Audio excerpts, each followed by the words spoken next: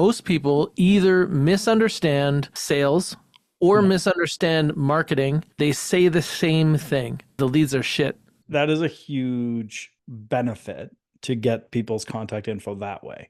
Now, sometimes video would actually be easier than a photo.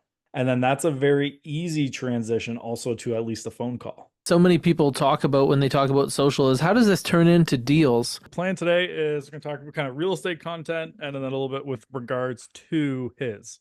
So Taylor's content, like kind of what they're doing, how maybe we could look at bumping it up in different places, all that fun stuff.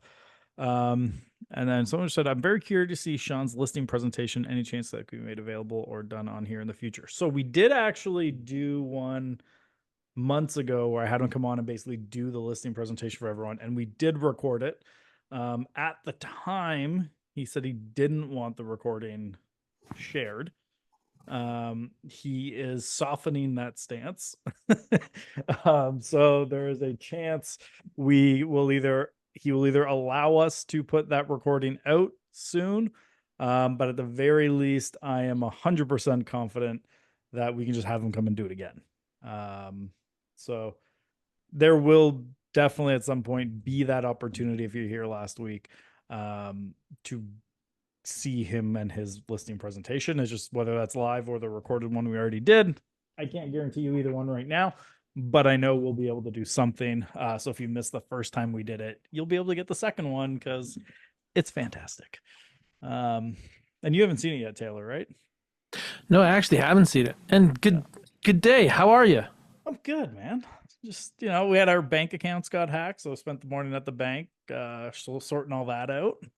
Oh, that's fun. Last time it happened to me, it was actually an ex-partner robbing me. Oh, nice. So But they don't know who it was. Someone called in pretending to be me. And they flagged our like business manager who's like, that guy has an accent. And I know Andrew, he does not have an accent. So they were able to shut it all down before, but somehow they got like username, password, got into the account, changed some stuff. But before they could do anything with money, they failed the like verification questions. So yeah, we got Andy, it. Yeah, I guess that's why it's there, right? that's wild. So I Yeah, was thinking about it. I actually don't know if many of the people that are in the Zoom right now actually know the name of this and how we named it. right. Yeah, no, it's possible because we don't really like say the name of the show that much. But I was thinking about it, and I think that when most people either misunderstand sales or Yeah, misunderstand marketing, they say the same thing. yep, And what they say is the leads are shit. every time. I always say this is like, especially when I'm like masterminding with other vendors in the real estate industry. The kind of the running joke is if I'm on a sales call and someone says, "Okay, I worked with this company, the leads are shit. And I worked with this company, and the leads are shit. Now I'm coming to you." I Mm-hmm. know in the next 3 to 6 months, you're going to the next vendor, and I'm just added to the list of I worked with this company, the leads are shit. Now I'm coming to you. And then 3 to 6 months after that, they're taking them, or they're saying online leads are shit. I'm not doing that. And everybody wants to point with their fingers, and nobody wants to Yeah, point with their thumbs. yeah, exactly. That's literally 99% of the issues is what happens after the leads generated. Like, definitely there can be some issues on the lead gen side. Like, don't get me wrong, Mm-hmm. that happens. But most of it is once leads generated, what's happened, and do you understand the type of leads you're getting? Like I talk about this a lot. I think our first episode we went deep into it, the lead versus prospect thing, Mm-hmm. where it's like a lot of like a lead is just someone putting up their hand saying this topic interests me. That doesn't mean they're moving. That doesn't mean they're in the market. That might be someone who never moves their entire life, but maybe they put up their hand like, okay, yeah, I'm genuinely curious what my house is worth. Like maybe I have to give a net worth statement. Maybe I want to fight my taxes because they assessed me too high. Maybe I'm just nosy about what my home is worth. Like I remember when I was selling, I had a lead come in that they had just bought a house with another agent and wanted to check that they didn't overpay. So they ordered a home evaluation from me to make sure they didn't overpay on the house they just bought. Interesting. Right. It's And you like, run into all kinds of people when you touch the public, right? yeah. And I don't call any of those bad leads because by nature, a lead isn't good or bad. It's just someone to follow up with to see if they're in the market. It's a lead on a potential client. If they are a potential client, now they're a prospect, right? It's like Mhm. if they're in the market, that like when most people say I want quality leads, really what they say is I want a prospect. So I want someone who's looking at moving, but they don't know if they're going to use me or not. Right. And they're also going to, without saying it, eventually get to the point of their budget, which will determine how much of a prospect they can afford. Yeah. Because it Right. might be a good prospect for someone else outside your service area. Absolutely. Because if I wanted to get into the game with people that want to buy a house this week, I probably can't afford to continue Yeah. developing appointments at that. Yeah. But I want to be kind of like fairly close to there.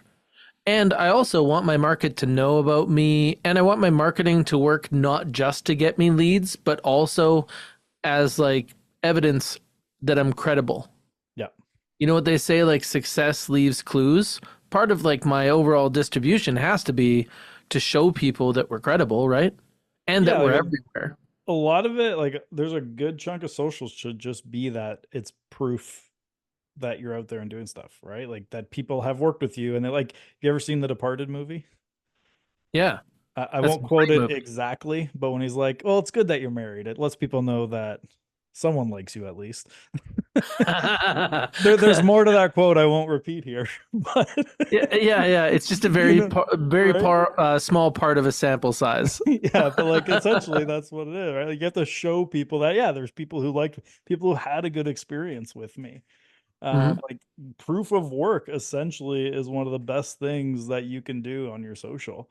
Because like there's that two stages of content, or it's like there is stuff to like build trust with them, but then there's also just like we got to bring people in, and it's like most people treat all content as the same. Yeah, so that's the kind of like heartbeat of social media is to maintain relevancy. You do have to, you're under a fair amount of pressure to put up content. Yeah, So what we found as a real estate team is the optimal minimal was what we called realtoring. We asked our teammates after our understanding of Instagram is that Instagram mostly wants your face and stuff, yeah. who If you it's are and what just a you're doing. photo, you can take a postcard. Yeah. Yeah, And so that's the thing is they want to see you here and now is a big part of it. So we started to make goals around realtoring. So the idea would be is like I take a picture when I'm out doing a market evaluation, but I turn the camera so it's just like a general down the street. yeah, Because we get into challenges where we use specific properties because then we're marketing a property. But what I want is just basically for people to look at my social and be like, oh, wow, they're like in every neighborhood all the time. yeah.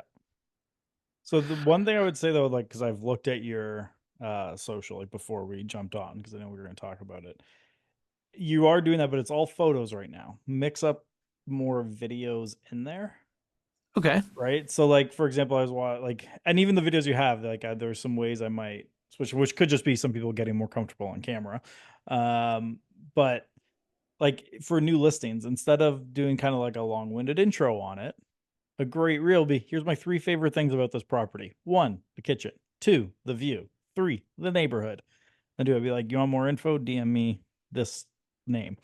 Right. So like DM me the address and I'll send you more details about this property. Mm-hmm. Super simple to the point. Like you had one recently with like home inspectors. And be Mm-hmm. like, hey, here's a great tip from like ask them to give a tip, right? You know, what's something you commonly see as an issue that buyers come up? You have experts there with you. A photo's great, it helps promote them, but it would take it up a notch by just be like have them impart some of their wisdom, right?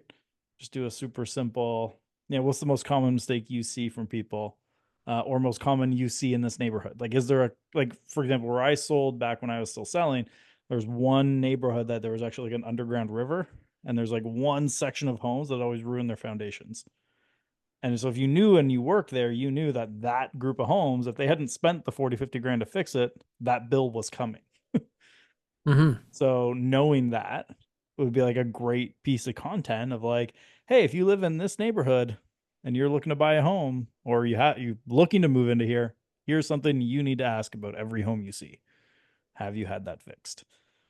Right? Like it's that simple type of content. Like if you look at my social where I just do a ton of FaceTime style reels, those take me 5 to 7 minutes now, start to finish.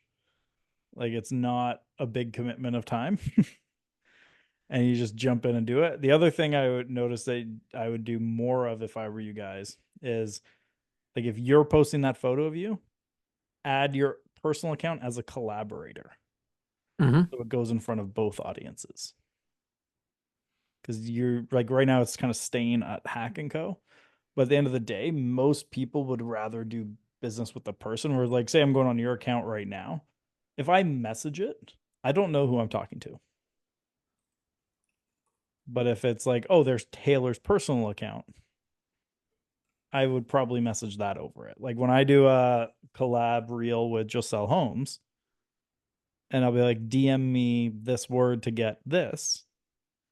95% of all messages will come to me personally, not to Just Sell Homes, because they'd Hmm. rather know who they're talking to. Now, I very much believe that people make relationships with people and not companies. Yep. So what we're looking to do is put up these reels, and then our teammates share them as stories. Yep. The challenge we've had with putting up adding everybody as collaborators is distribution. So we distribute through Hootsuite, Yep. and you would have to go live and then add people as collaborators. Yeah, it's So not that's always where we perfect, ended but up getting a challenge. yeah, Hmm. like there are little things like that that always come into play, like little logistic things. That's what I And I, was just wondering if you yeah, knew any way around that. I'd have to get so Jen or Aaron on my team. They're the ones who would have the answer. We use Later, not Hootsuite. They like Later Mm, a lot better. okay. I don't. I would have to ask them if there's a specific reason other than preference. But I know that they, and it's not close, find that Later to be the best scheduling platform. So that's one that Eh, we like. Any clients that we've worked with, we just put it all through Later. Um, Tim Hudak resigning from RIA. Do you think this might be an indication of the future disbandment of a RIA? This could be due to multiple mergers of real estate boards. Slow time. No, I don't think it's related. I don't. I would be very surprised if a RIA disbanded, and in the near future, I could see a situation down the road like Saskatchewan where it just becomes one association and there's no really any boards or anything now. But no, I don't think that is an indication of anything like that. I mean, I think when Hudak got hired for the people in Ontario, it was always going to only be a few years. Like I believe he said he didn't want to stay more than 5 years, and it's been 7. Um, so like he would kind of plan was always to go around now. Why he stayed longer, I think only him and a privileged few probably know any answers there. But no, he never planned on staying forever. This was a temporary thing for him on the political side. Did a great job. Like there's stuff we have in Ontario now that we would not have gotten if it wasn't for him and his connections there. Like I was at a private event one time with Doug Ford, and basically he said what Tim says I do. So like I know he was being a little bit joking there. Like I'm sure it's not actually anything he says, but no, I don't think it's about anything around that. But nice. Social. Um yeah, Okay, so we talked a little bit about scheduling and a little bit about what you're saying is to use video it more along with photos because it's more engaging. yeah. Like and yeah, like it's testing the different ones. Like I think when I was looking at yours, I think the biggest change I would make is testing out like a lot of your copy feels the same. And Mm, like you have a lot of questions like comment this, what about this, what about that? And no one ever is really commenting on it. nope. Which means that just stop trying those ways. Right? Like they're not working as is. And maybe that's where a video comes into play because it's more engaging with people, right? Yep.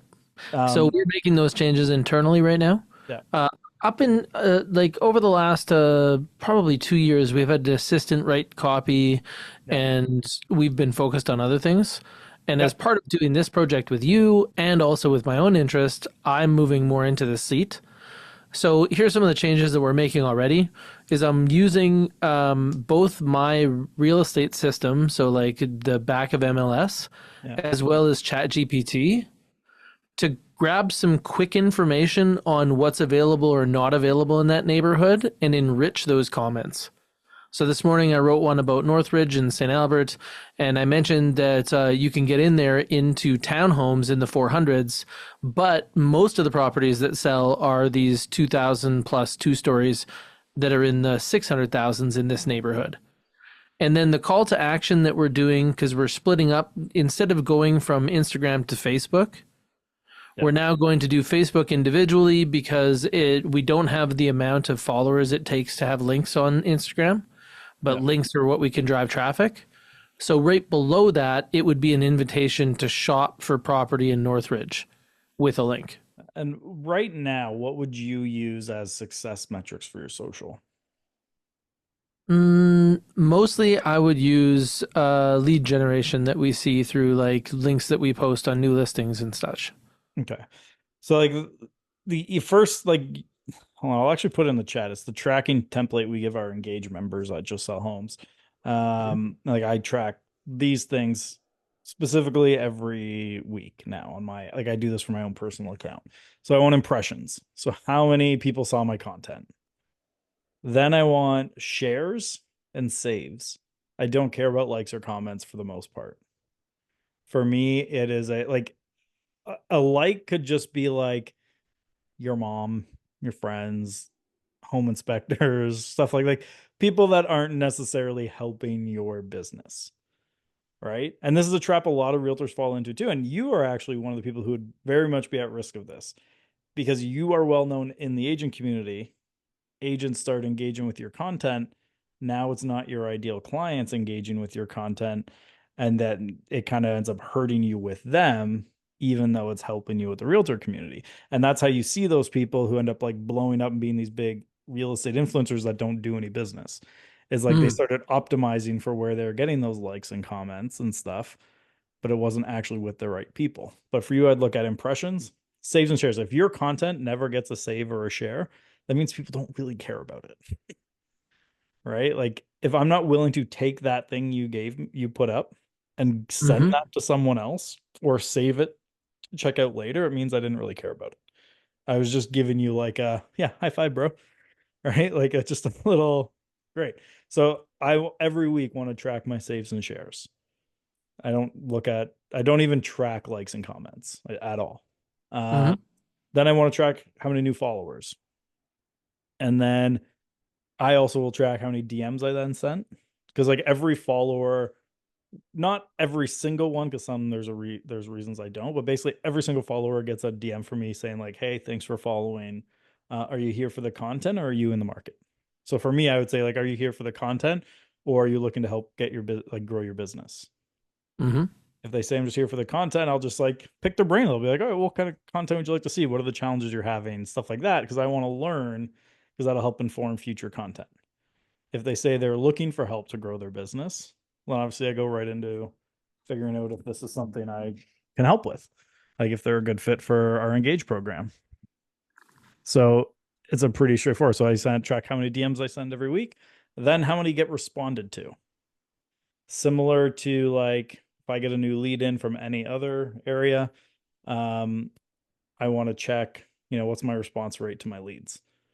mm-hmm. And then just from there, book meetings and won clients. Which the more I'm doing it, I don't know that the booked meetings and won clients one's interesting because I'm winning more clients without meetings. And so it's not a like one to one. Like I think one of mine, I'm like, I got 2 booked meetings, but 5 won clients. Mm-hmm. And so it's an interesting kind of thing on my end there. Different for a real estate agent where you would have to, because you got to get them to sign and all that. Yeah, but we still get the same thing. So Yeah. I'm going to break down and go back over some of the things that you said, maybe unpack. Um, one clients is what we all want. Yeah. The way that you've been doing social media has made you more credible than their available options. Yeah. So the deal is already won for you. By the time you get there, it's just mostly don't screw it up. For the most part, yeah. Real estate agents get that as well. We've all walked into a market evaluation where they're like, "Where do I sign and what do you want to talk about?" Yeah. You know, we've all had that, and that's often when they see us as being the most credible option in their space. That's why they have already decided or emotionally committed to work with us. Yeah. And then we kind of go back from there. And you're like, well, what had to take place before this meeting or before this one client? Well, obviously, there had to be communication. The most available communication on any platform is on that platform. So making sure that you engage in ways that they're already kind of set up to receive, because it's totally okay to go and find strangers on Instagram and exchange with them, but people don't feel the same way on Facebook. It's a big thing that people are doing, like in the marketing world, that people are pushing towards the last 2 years, especially in the last years, it's even more, it's ramped up, is the idea of we keep everyone on the platform they're on. So I'm not, because like, That yes, was a in an big I trend change because it used to be yeah, like pull them off Facebook to YouTube and move them yeah, over here. and Nobody get their wanted to email. leave. I still believe you want to get their email, you want to get them on your mailing list, right? Like that is a huge benefit to get people's contact info that way. And the benefit But is that right now, in order to communicate with those clients, you're paying a toll, yeah, which is the Facebook toll or the Instagram toll or whatever it is, the resources that you use to create content and to distribute it through those channels, and they can change the rates of those toll roads anytime. no. Whereas if you get direct contact to them by email, you no longer are paying those tolls. Do I have that right? Yeah, and then if something happens, you can move them. Like I know a lot of people because like basically with the way we're positioned in the Canadian real estate, we become the industry's social media support half the time. So if someone's account gets banned, we hear about it. Hmm. So I know how regularly that can happen. It's happened to me even. Like a couple of years back, Just Sell Homes was banned from Facebook business for like a week. And at the end of the week, they're like, "Oh, that's our bad. Sorry." But like our I got entire banned because I, like many people, pulled my phone out at a UFC event, yeah, and the algorithm caught that I was. I think the algorithm caught the music as being the oh yeah, copyrighted music from the pay per view, yep. and either way, I got the Facebook timeout. It happens. Like I've had it for just sending. Like I posted in a group, and they're like, "Ah, that might have been spam. You're locked out of groups for 30 days." By the time I get an answer from Facebook support, and they're like, "Oh, sorry, that was a mistake," it's already been 30 days by the time they get it. So you're just waiting 30 days anyway. So like that's the risk of building on a platform. But when you look today at the risk reward, it's worth it to me. And that's mainly because of the rise of discovery feeds, where now where you can easily post content that half the views are from non-followers, that changes the game a lot. Like this switch that social is doing is one of the best things that's happened to people, like especially like small businesses, things like that, is this ability. Because like it was getting there for a bit where it's like, how do you even break through the noise and start So getting in? expensive, so Yeah, like expensive, right? you gotta pay, you gotta do all this, but now it's like, oh no, you just need to post and it's gonna start showing up for them. Right? Okay, Like so it's let's maybe great. like draw some parallels from there. So, you had given me some options, but let's maybe start at the optimal minimal. Yeah. So anything that you can get that's you right here, right now, doing something associated with real estate or properties like shelter is really easy to kind of cover, Yeah. can turn into content, right? Exactly. And So even if you don't have a client, even if you don't have a listing, if you are in a neighborhood as a human, you qualify. yeah. And So then a picture. So what Andrew was saying is that you could choose now picture or video. If we were going optimal minimal, we're taking a picture. yeah. So this is something that you can do walking into a market evaluation, walking into like whatever you're going to that day, you can capture this and it shows evidence that you were in that neighborhood. Now sometimes video would actually be easier than a photo. Because I sometimes with a agree. photo, you have to add context, which you already have in the video. So like you might spend more time writing a caption for the video or for the photo because you're trying to add that context and do all that. Whereas a video, you can provide it in the video. So like I actually will take probably 2 or 3 times as long to do a photo post on my Instagram now than I will to do a video, like a reel. Because a reel, I just be Okay. like, all right, here's a topic. I'm gonna tell, like, this is the advice I give everyone, especially like our clients, is the easiest content to do at any time is just pretend you're FaceTiming a friend and they just asked you a specific question. Now answer that question how you'd answer your best friend, right? And like there's a lot of little things there that you improve over time, but like you can open, like you need the hook to get everyone to watch, but a lot of time that hook could be you just saying the question, right? Like the example I always use, just because it worked really well for me back when I sold, is what is a bully offer was the biggest traffic to my site at the time. I just did a blog post, was a bully offer. Now I would do that as a reel, and I would just open the video like, what is a bully offer? It's a great question I get all the time because people are hearing this term on HGTV and all these other places. Here's what a bully offer is. Quick explanation, then tell a story about it. And then from there, I mean, this depends now on how you want to approach it. So you could just say, if you want more like clarification stuff like this, just hit the follow button. Or if that video does really well, now create like a one page, here's how we would do step by step a bully offer, almost like a SOP around that bully offer. Then you do another video, be like, what is a bully offer? Here's what it is, yada, yada. And if you want to get our SOP on how to maximize the chances of getting your bully offer accepted, just message me, DM me bully, and I'll send you our SOP on how to get bully offers accepted. Mm. Super So a simple. lot of things in that is about getting that email exchange. So you just took us Or from DM. social media to DM. Well, it could be a situation of like which email do I send our guide to? So I will often now send it right over the DM. Like I send the guide in Okay. there. Like actually, if you go to my Facebook profile today, I did one. I did a post, and I was like, if you want to get a copy of that PDF playbook, yeah, and I send it all over Messenger. And then in Messenger, I send it, and then every time some people are like, "Thanks," I'm like, "You're welcome." Then I'll go into like find out if there's a chance that you're interested in doing business or not. Right? It's Okay. And then from there, you could also talk to them about what they're interested in. And maybe yeah, you could say, like, hey, here are three options of ways that we can exchange information. So yeah, we have like a condo buyer's guide or a yeah. condo or a house buyer's guide. Like that might be the way that you try to continue contact. Yeah. Is So that on the as a realtor, the way I would take them out of that chat is, so I'm going to qualify them first, and if they're in the market in the next year, I'm going to basically try to get them set up for an MLS search. I want that. And then that's a very easy transition also to at least a phone call of, okay, great. I can set up this search for you. We can chat about it over here, the specifics, but we'd actually be way faster if we just jump on a 5-minute phone call and I can get a few specifics to customize that search for you.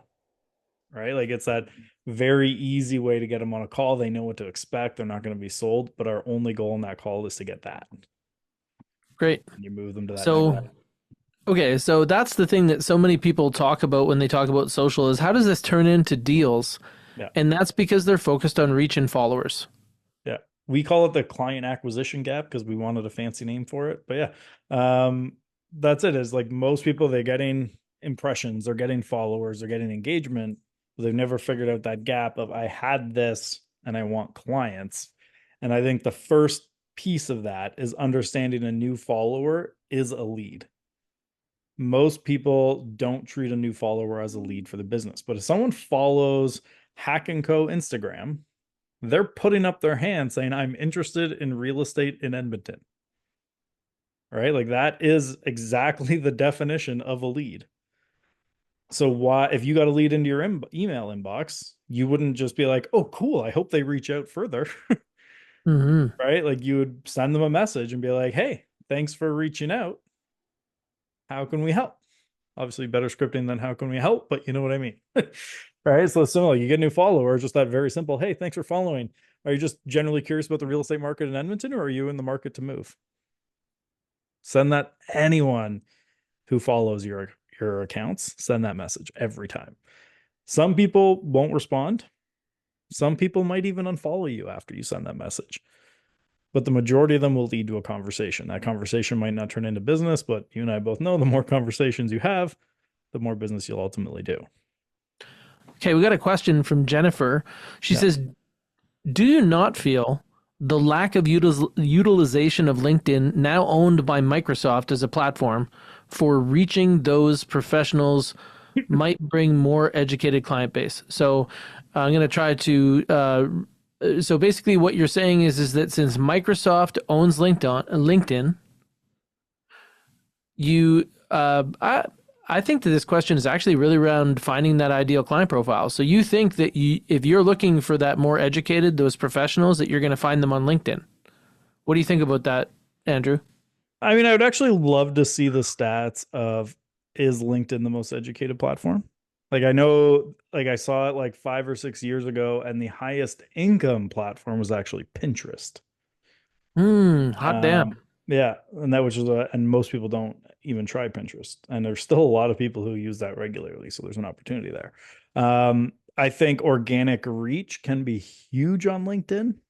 Like it's kind of like what early Facebook organic reach. I think where most agents have a problem there, and is because they've neglected it for so long, all their connections are just other realtors and people who want stuff from them. So inspectors, mortgage people, stuff like that, because they're all sending you connection requests and you just say, whatever, I'll just accept them all. Now, the majority of your audience there are people that aren't going to work with you. It's a damn trade show. Yeah. Going on LinkedIn, it's just a damn trade show. Like you're on there. All of my DMs are how they're going to improve my lead Yeah. generation or Yeah. do anything. None of them are doing any research. As soon as I connect with somebody, I get an auto message about what they're going to sell me. No. It's such like there is no social media that feels worse than LinkedIn. There are some people who get results on there, but you almost have to like if we were to say like take a look at your personal Taylor Hack LinkedIn account, we're like, all right, we need to turn this into something that gets me clients.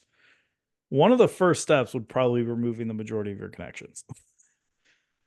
And then now going and building connections with your past clients, with obviously like your team members, um, people that you know in the community. But like I would be going hard into, we need to build the connection area with people locally, then start putting out great content that they're going to engage with. Because one really good thing about LinkedIn is engaging on someone else's post is way more likely to put it into your feed, right? So like if you engage with something, the odds of me if I go on LinkedIn is I'm going to see that post that you just engaged on. Mm-hmm. So I want to get my new connections to start engaging on that are local, to get in front of their local networks.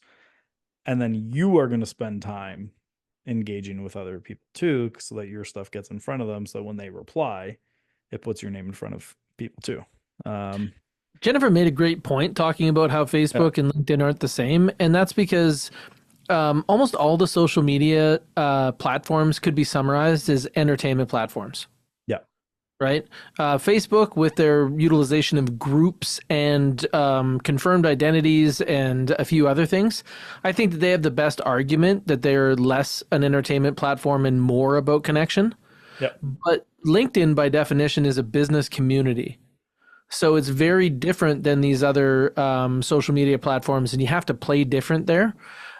I think that making articles on LinkedIn that do pull people into email campaigns is like an effective strategy that I've seen used. yeah, Sometimes LinkedIn's a honeypot, meaning that on occasion you get some real incentives there. Like a couple years ago, they were really incentivizing reposting other businesses' content.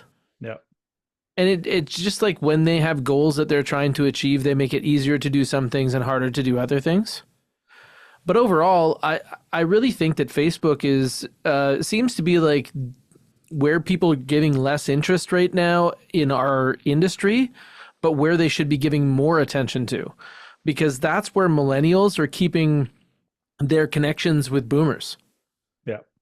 And that's where they're being more legitimate, and when they're like seeking more community based referrals, that's where they ask for referrals for So sure. this whole thing about like, oh, people are using Facebook less, right? Like, especially when it comes to millennials, you hear this all the time. It's a little misleading as a headline because the majority still log in regularly. They're just not posting to their feed. Like when they say I don't use it as much, that's really what they mean is I'm not posting on my feed.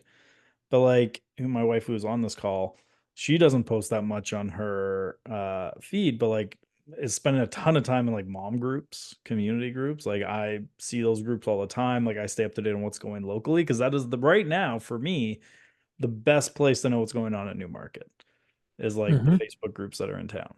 So like if something happens, I'll go check those big guys. They even posted like is there an accident? I wonder what happened there. It's probably a Yep. group post about it, right? Like those, it's almost like a little news thing of what's happening in our community, and a lot of people go check that. So it's like get active in those groups. Jennifer's also talking about she doesn't think that people want I sold this on LinkedIn, and I actually don't think that they want that anywhere. No, I that's think that not where the more money's they coming want how I sold this. They're looking for deeper elements, like your from. point to me about doing more video and more like short form in the moment video. Yeah. That's a good point. Like I would do case studies on every platform. So like let's say you just sold a property. I'm not gonna be like, hey, we sold this in 3 days for 100% asking. I'll like grab my phone, go in front of the property and be like, hey, we just sold this house in 3 days. Here's how we did it. We, did this, and this. That resulted in this many showings, this many offers, and we were able to get our client more than they even thought possible. So I avoid the language of we sold for over asking because everyone now, even if it's true or not, assumes that means you underpriced it, right? Because like they know asking price can be BS. So I switched that language to this much more than the client thought they would get, because that's the real indicator. So like we got this much more than the client thought they would get. If you'd like to get similar results on your home, DM me your address and I'll tell you what you could get for it if you were to put it on the market. So that last twist was really good. When you're talking about sold over expectation, Yeah. humans are programmed for that. Yeah. You know, when you tell a kid if they ask something and you're like, "Oh, maybe we'll do that," that is filed as yes. And it is a real negative like neurological payoff to them when that doesn't come true. Yeah. And we're not different than that as adults. So when people are engaging thing, they have an expectation when they're seeking out there. This is the reason that buyers don't turn real estate into Amazon. The reason that there's just not an Amazon houses and you just go and pick the one is because most people go through like kind of a transformation as they're looking to buy a property and they gain new information as they proceed. And they realize that it's not like a game of selection. It's actually more of a game of like a game of exclusion. You're starting to limit the amount of options as you go. But the reason that that is so difficult to catch is what you're drawing on. It's a feeling. It's a did this meet my expectation? I've been looking at real estate, and 6 months ago, the houses seemed like they were better than they are now because the market's moving up. And I don't accept that. I'm going to keep hunting until I see something from back here over here. Find the perfect one. I just got to wait a little bit longer. Oh, I had a call the other day and I was like with my team and Yeah. the person was asking me like I just need an acreage for like under 400,000 that's within 30 minutes of the university. And like where can I go to get that? And I was like your hot tub time machine. 45 minutes from the university. Yeah. You need a hot tub time machine. You need to go Yeah. back into time when you could do that. And you're talking like early 90s here. Yeah. Oh, that's a big one. Is like, I mean, it's happening now in a lot of areas outside of not Edmonton, where it's like sellers now saw their neighbor a year ago getting this price, Mm. and they're like, no, no, I have to get. They got that price, I have to get it too. I'm like, well, the market's changed. It's here now. Like, that's the price you get. They're like, no, I'm gonna hold out for this, and then they just sit on the market. They don't understand that by doing this, you miss the bus here Yeah. and end up here, Yeah. right? It's a Just like so many people are talking about the interest rate drop from the Bank of Canada, and they don't understand like people spend their money in advance. This like 25 basis points is like $13 for every 100,000, which is the like in the margin of we don't care in most mortgages. yeah. But it's a signal that we might get to 3% by early next year. And that won't necessarily pull a whole bunch of buyers off the fence because the longer they wait, the better it will be. But the smart money will actually get into the market sooner because as interest rates go down, they can ride that on variable mortgages, Yeah. right?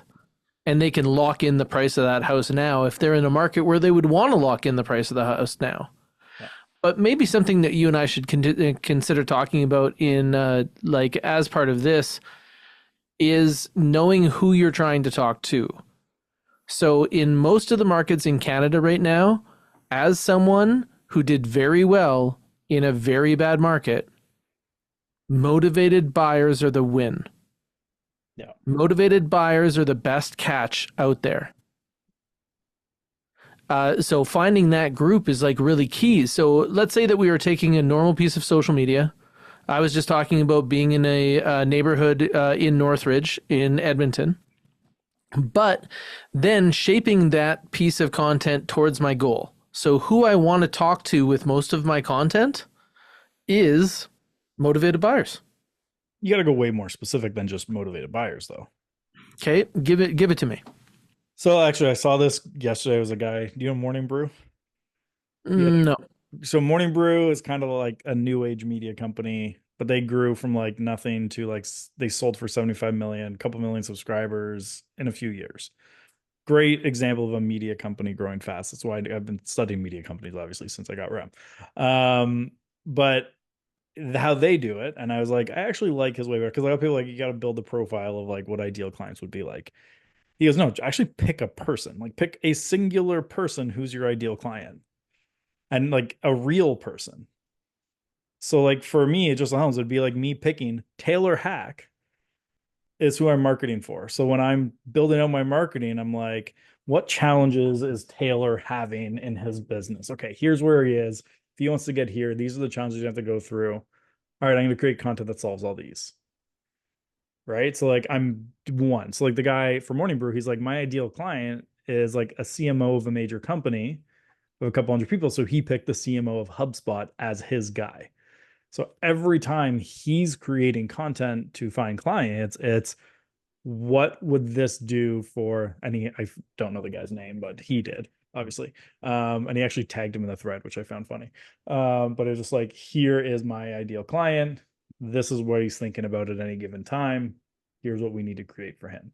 So like as a real estate agent, what I was, I'd like literally like look at your past clients, be like, who was my favorite person to work with? That was the best client. All right, that's my person now. Mm-hmm. Right? Like I'm going to create for them. Like for me, for a long time, it was Heather Beauchesne out of Barrie. She was one of my first clients for a long, long time. And I was like, all right, what challenges are Heather having? Because she was my favorite client for so long that I would just be like, all right, what challenges are she what is she having? I'm going to write down and solve those, and it'll attract more people like her. And that's how I started approaching it. So like when I even started doing that, you would see like the demographics on my social, the analytics started looking more and more like Heather because that's what it started attracting. You start doing things like that, and it works really well. And it gets you I kind of love that. So what you're saying is think about your ideal client profile in the position of the opportunities you want to find. yeah, So if you're looking for motivated buyers, think about your version of Andrew's ideal client profile in that position, and they're a buyer approaching the market. So the first thing is like the internal struggle. So what if it's a bad time to buy? I heard interest rates are going down. Should I wait? I heard prices are going down. Should I wait? but the ideal Uh, client might not be thinking about should I wait or not. It's I have to move no matter what. right, because like if you're a motivated buyer, that should Yeah. I wait is probably going to be So covered off where I need to be there for that job, or I need to get my kid that extra room. because like using Heather again as the example, her ideal clients are military people posted to CFB Borden. Though they don't care about the market. Well, I mean, yes, they do, but essentially to make this move, market's irrelevant, everything's irrelevant. They have to do this move. Okay, And so in that situation where they have to do that move, what are the problems they want to solve? so with military, it's an interesting one, is they have what's called an HHT, which is a house hunting trip, which means they fly in on a Monday and they have to have a deal done by Friday. So typically, how she would do it, they'd come in, she'd show them houses Monday, Tuesday, offers Wednesday, inspections Thursday, mortgage approvals Thursday, firm up the deal Friday, then they fly back. But that's like, you basically have to, you book up Monday, Tuesday with like 10 showings a day. You start making offers Wednesday until you get one. And then Thursday you do the due diligence, Friday you're done. And Hmm. they're, and it's like, when you think about that as the process, like, how would you change your process knowing that that's what they have to do? And like, when we first started testing it early, our ideal client with her back then was like the actual military person, except talking to more military people, because it's such a busy, crazy process. It's actually, for the most part, their wives making all these decisions and arrangements for them. So then we started shifting a little bit, and on the Facebook side, targeting the wives of service members because they're the ones doing it. Um, and then just kind of taking that approach around it. And then she would like built out a whole service plan for these people. But like, there's little things that really appeal to these people, right? So like, talking about the common mistakes you see on it, if it's your first HHT and your first posting, like, that's a stressful experience. And one that she learned, for example, one of the most common things that people do is when they move to the new place, because the government's providing like the moving truck usually comes 2 or 3 days behind, but they also all have their toilet paper on the moving truck. So they get to this house and for 3 days don't have toilet paper. So every new client, when they come back and close on the home, she brings them like a 3-day survival kit that has like toilet paper and all this other stuff in it of, here's the stuff you're going to be missing till your moving truck gets here. And so like, she'll put out content around that idea of like, if you're making this move, this is something you need to know about. You generally have a 3-day gap between when you get here and your moving truck arrives. What do you need for that 3-day window? And it's like building all that out. Because if I tell you that and you're a military man, you're like, this is someone who knows me, they've done through this, I'm in good hands. Right? Like, just by explaining that, you right away know that I'm the person who has been through this and can help you through it, because I know all these pain points you're going to hit. Hmm. And that's actually like kind of that setup from the branding structure of story brand No. to set them as the hero of their story and then yourself as the guide.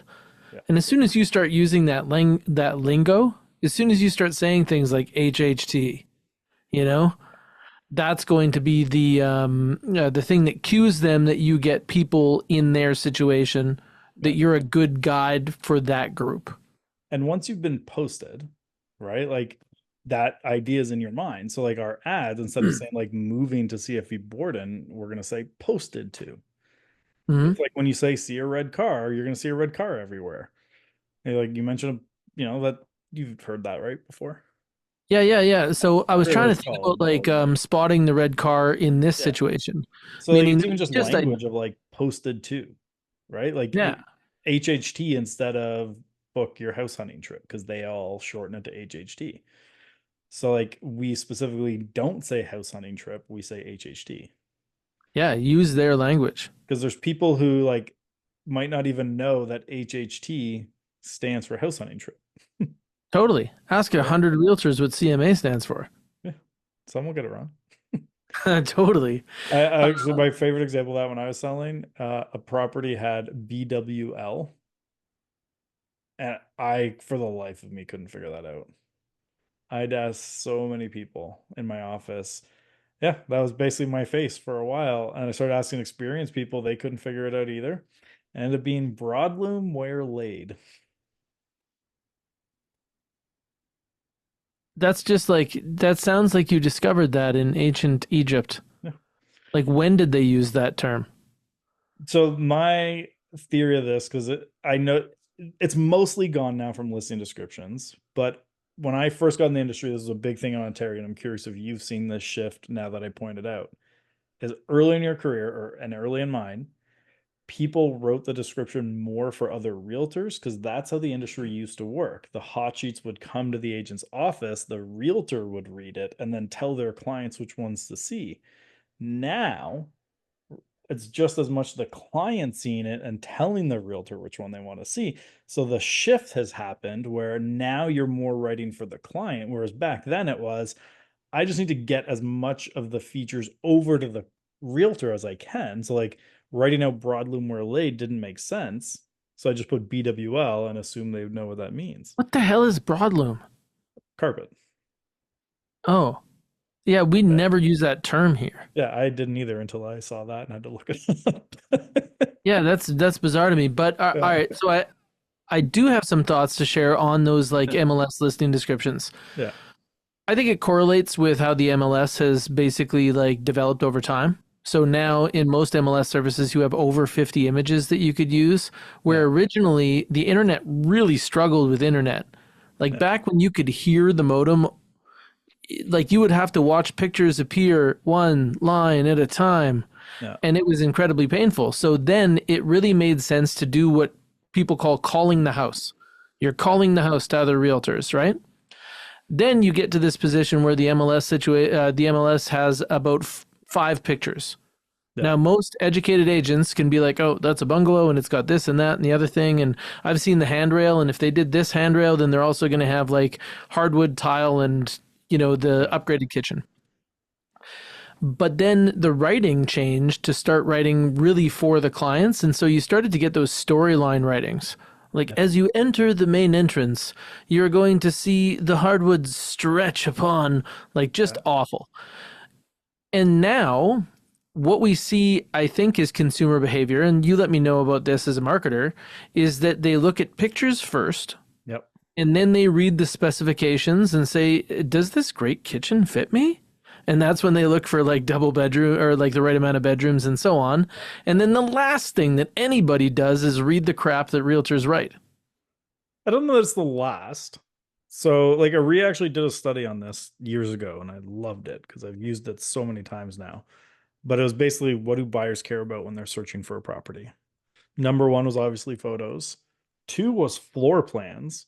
How many agents actually go and get floor plans? It's getting better now. Like I would say now it's maybe 20% of listings have a floor plan, whereas before it was like one. But that's Yeah, the I think that second the most app is important called thing. Cubicasa. Yeah. That's the app that people are using on their phones in order to use the LiDAR features in order to get like floor plans. Yeah. But like even And box that brownie, is like you could draw it on a napkin, everywhere. send it, and they'll create you a nice one. Yeah, but Right? the problem is not the floor plans. The problem is that agents don't want to measure. Yeah. Which you're They supposed want to to do walk through anyways. and scan things, and Yeah. then they want measurements to come to there. And services like iGuide Yeah. or the light version, which is Cubicasa, they basically do that. But I can understand why clients want that, and that's because normally the pictures are not in any order. They're just thrown up there like somebody's just like, okay, do we get 50 pictures? Good job. Here's an info dump. I'll It's set the first awful. one. And so Yeah. people are like, wait a second, you just showed me 2 pictures in a row of 2 different bathrooms, and I can't even tell which floor they're on. Yeah. Yeah. People don't put a lot of thought into that. That stuff Then makes me crazy. number I, three I'm, was the description, though, by the way. So it was hmm. photos, floor plans, description. Video was number 8. And you know what? Those virtual tours are like number 100. Oh, the ones that's like your listing photo set to elevator music. Yeah, that is awful. Yeah. But that's the value Yeah. virtual tour. Tell But me you even stopped virtual expanding your tours, marketing in 2005. yeah, like virtual tours are probably going to be like cryptocurrency in one aspect. Like I remember Yeah. when nobody cared what a Bitcoin was, and now lots of people care. But as virtual reality gets more into our houses, as augmented reality becomes more of a thing, it will be dependent on us doing these models Yeah. of our listings. Like in order to get, like if you're wearing those fancy glasses from Meta and Ray-Ban, I think, Yep. and you're walking through a house right now, if you wanted to make that house come alive with the information from the furnace and everything else like that, the method would be is you'd have to go through there and essentially like pull in that data, and you do that using like a Matterport or an iGuide type tool. Yeah. And then because it has a digital twin, now that software will work so you can actually go in and have things like it could say granite right in the granite. It's going to get super Yeah. cool. And there's some cool stuff We're coming. pretty early there, and no Like- one cares about virtual tours right now. At all. But like where they matter, and similar with video, which is the entire point. Like to me, the point of video has nothing to do about selling that house, with the exception of cottages. Cottages are different beast altogether.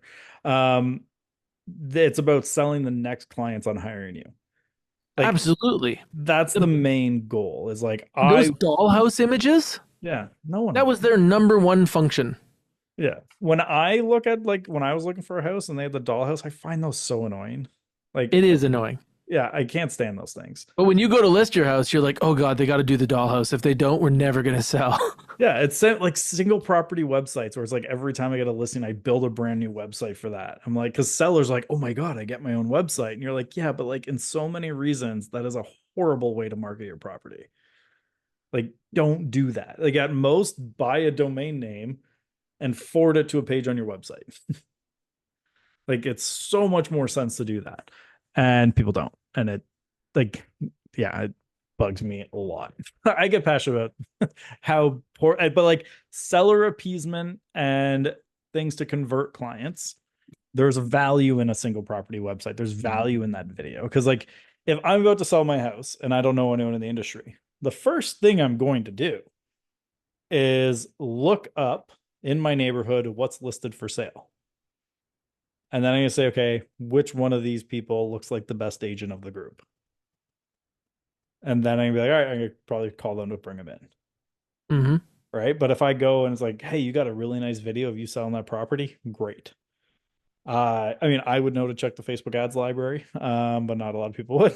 But like, I look up your social. How are you presenting your homes on social? Like, how are you putting them on your website? How does that look? Okay, great. That's someone who knows what they're doing. I'm going to bring them in. Like, there's an argument for like a brochure presence. Like, for people who are who don't want to create a lot of content on social, switch to a brochure presence. Whereas if someone looks you up, you look fantastic. Doesn't mean to post regularly. Like, you can post once a week, once every other week, but everything you put up looks really good and professional. So when they come to you, you're like, yes, this is how I'll display your home. It's a brochure for your professionalism. And it's like, if this is like on the same topic, like if you post a client's list, like one of your clients' listings on social, and someone comes on and comments, this is like bullshit. No home should be priced that high. You're ripping people off. Most agents delete that comment. I would not delete it.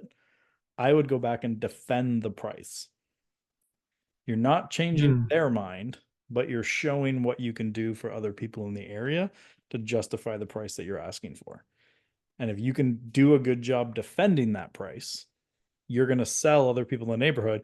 Because what's like, everyone loves reading comments on posts. Like that post I just did on my, I don't know if you saw my personal profile, where it's like, what's a red flag you're looking for when joining a brokerage? I Hmm. had 4 likes, 80 something, 90 something comments, 2,000 clicks to read through. Hmm. Like, people just sat there reading all the comments that people had.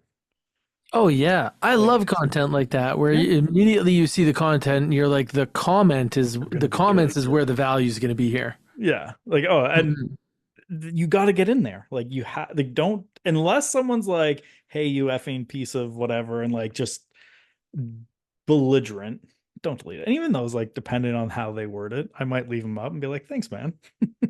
I see where you're coming from though, because there's going to be people that do choose you because you could go like the third level deep Yeah. against someone who is a detractor. I always use this example of a past client of mine who he was in Calgary, I believe. Yes, it was Calgary. So he put up an ad, and the ad was essentially like, see how you can own a home in Calgary for 800 a month, which is very bold statement. And the very, very first comment on it, I've told this story many times now. The very first comment was like, you unethical POS. You should lose your license for saying that you can even do this. It's impossible to own a home for 800 a month in Calgary. And what's, of course, everyone's first reaction? Oh, we got to delete that comment. Instead, Mm. he responded to that comment. He goes, actually, my client Rebecca just bought a home in this part of town. It had this many bedrooms and a basement apartment, which she rented out for this much. And she's young and single, so she rented out the 2 other bedrooms to her best friends who were each paying this much, which bought her mortgage, which was paying this, down to this 800 a month carrying cost. Yes, she had to make some sacrifices, but at 25, she owns a home. How about you? That So comment had more likes than the post. Oh yeah, and you won over a bunch of people, and by the Yeah, time that dude was ended up reading that, his like vein on his forehead was throbbing so hard it came yeah, through the skin. yeah. Don't be afraid to jump in there and mix it up a little. Like she I didn't come love it on when and you be can like, both win and beat someone at the same time. "Oh, it's a great feeling." Well, I think that that might be the way that we should close off this one is look for Yeah, those moments where you yeah, can both win and where you can beat somebody and yeah. do it with great marketing. Find that ideal client that you're looking for. And I guess actually we got some upcoming guests here. We do. And while we're going to pull that list up, we are going to be posting all recordings on the REM YouTube channel. And like I've said for like the past 4 weeks, at some point it will end up being on a podcast feed if you just want to listen to the audio. But coming soon on the REM YouTube channel, which we basically created to post these videos. So there's not a lot happening there other than this right now. And we're Um, gonna have company for like the next 4 weeks. oh, yeah, well, you do too, right? So So we've next got my week, friend Scott Moe. He's yep. coming in from Langley, BC. This guy's like a second generation neighborhood farmer at a really great level.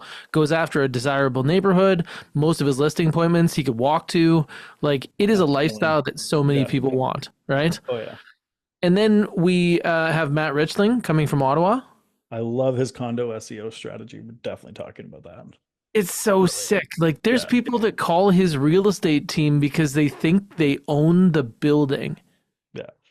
He And these kills are it. independent condos. Nobody owns the building, but they think that they're like the authority figure there. That is killer. Yeah. Then we're going to have Tom Story. Some of the best. Actually, it's funny. I think that week I'll actually be at his cottage when we do the call. That's hilarious. I rented his cottage off him. And I think it's the That's week so he's here. funny. Yeah. I'm going to So love that because I've actually done several calls with Tom at his cottage. yeah, so I'll be at his. He won't be there, obviously. I'll be there with my family, but I think I'm doing the call for this from his cottage. So I'll be at his office. Amazing. Yeah. Well, that's fantastic. And Tom has been probably one of the highest income generators off of YouTube for Canadian agents. So Yeah. we're not talking about like do you make money from YouTube? We're talking about how you make money full stop, right? Because I don't think that you'll ever make as much on YouTube as Tom makes in real estate coming from YouTube. What I really like about Tom is he's one of the guys who posts a lot of content for agents, but also has an incredible business that keeps growing. Right? Like Hmm. most people who post as much content for agents as he does don't actually have a real business. And he's one of those guys who like consistently keeps rising faster and faster. Like it's a really good operation he's got going. And then, how do you say Michael's last name? I'm drawing a blank. Michael. Luxury agent, Oh, Lafido. Michael LaFido. Lafido. I just wanted to Yes. make sure I said that right. Yes. So he's actually, well, no, we had Barry on, so it'll be the second American we've had on. So I met Michael at a conference in Niagara, and he is a luxury listing specialist to the point he wrote the book on how to run a luxury business. And he included like Richard Silver's a Canadian guy, great agent if you don't know Richard. But basically, he's going to come on to talk to us about luxury real estate, how to build a luxury business, how to work with luxury people, and anything else we want to know about luxury. And I want to know about that because most of my business is like in the average or just above the average. In fact, my Yeah. ideal client profile is probably about 10 to 15% above the average price. Yeah. And I love it. It's great. It's a target rich environment. It's helping people that need wins. Yeah. But I find the luxury market to be a little bit less interesting to me. And I find that I like people that love luxury. Like Yeah. some of my friends are luxury agents, and I always wonder about that. So I'm interested there. There should be some cool stuff coming in there. And because like he's done some really cool deals. Like I want to say it was Scottie Pippen's house. Crazy. Like he's done some really cool deals in Chicago. Like, but if you follow him on social, you can just see. And like he's one of those guys who speaks a lot on it. I think he even sells a luxury designation for agents, but also actually is in the market doing it. Amazing. That's Yeah. also something that's rare. Yeah, he does both. And you're rare. I appreciate having another week of talking with you Appreciate and you. It's a sharing fun some part of my perspective. week. I love this part. It's easy, So good. fun. Yeah. we're good, Well, it's man. kind of funny when you do something like this and then it just starts coming together. Yeah, So for those people that do come on the Zoom, thanks for coming. And feel appreciate free to you. bring a friend. We're going to Yep. continue doing this, having a good time. Yeah, and as always, if you have questions, you put them in the chat, put them in the Q&A. If you want to come on live, or if you like want to submit questions ahead of time, we're always happy to answer them. And if you have someone you'd like to see us talk to on here, let us know and we can reach out to them and try and get them on as well. Because I mean, most people don't say no to coming on, so we can get people on that you want to hear from. Oh, that's fantastic. Also, thank you so much for the kind words, Pooja Seth. I think that the previous episodes are available on the REM YouTube channel Yep. that you should be paying attention to anyway. Andrew, you're just doing a great job in growing this beast. Thank you. So I will see you next week. And for the rest of you, this is where we talk about the edge between marketing and sales.